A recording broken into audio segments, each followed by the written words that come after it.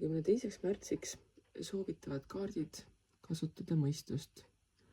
Leida endas üles see vahetera, millega teha vahet heal halval, millega lõigata enda küljest lahti kõik see, mida sind enam ei teeni ning astuda sealt edasi. Samuti võib olla vajadus kellegi abi järgi, kes oskab olukorda hinnata ilma emotsioone kaasamata.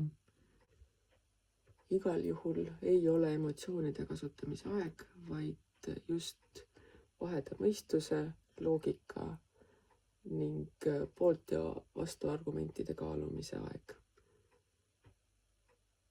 Tunne enda vajadused ära ning tee otsused lähtuvalt mõistusest.